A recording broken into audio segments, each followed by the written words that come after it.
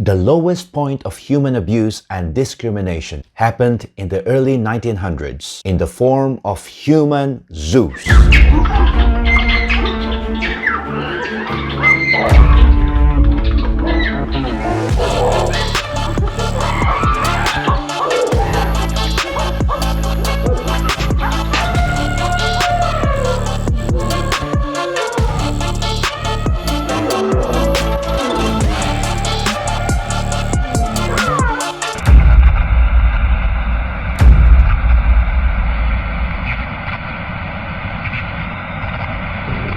These shocking, rare photographs show how so-called human zoos around the world kept primitive natives in enclosures so Westerners could stare at them and mock them openly. These images show how indigenous peoples were cruelly treated as exhibits that attracted millions of tourists. In the late 19th and early 20th centuries, the Western world was desperate to see the savage, the primitive people described by explorers and adventurers scouting out new lands for colonial exploitation. As a result, thousands of indigenous individuals from Africa, Asia, and the Americas were brought to the United States and Europe, often under dubious circumstances, to be put on display in a quasi-captive life in human zoos.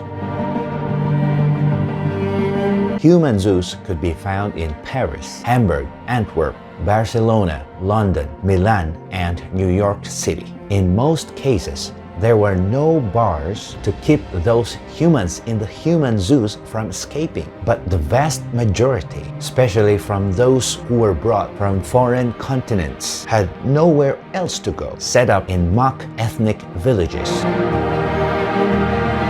The indigenous peoples were asked to perform typical daily tasks, show off primitive skills like making stone tools and pantomime rituals. These human zoos included one of the indigenous tribes of the Philippines called the Igorots.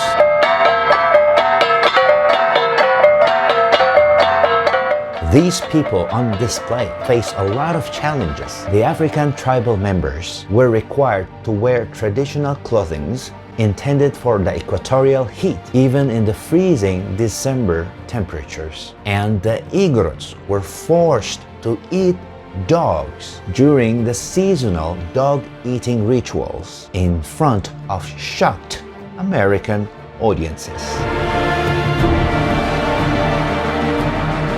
The World's Fair in 1904 emphasized the savagery of the ways of the Igorots, including tattooing, head hunting, and dog eating. This led to the surge in demand for shows that included them, and showmen quickly recognized their financial potentials. As a result, Igorot village was one of the most famous part of the exposition.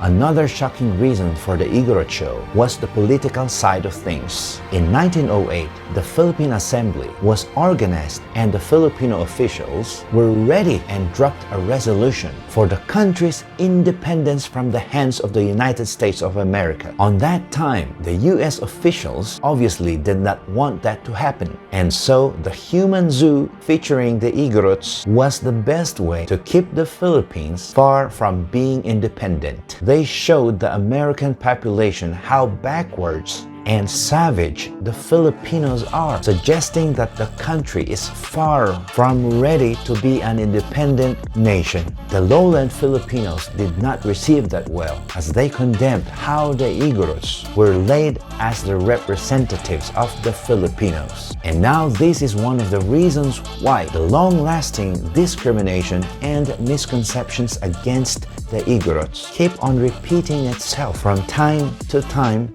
until today.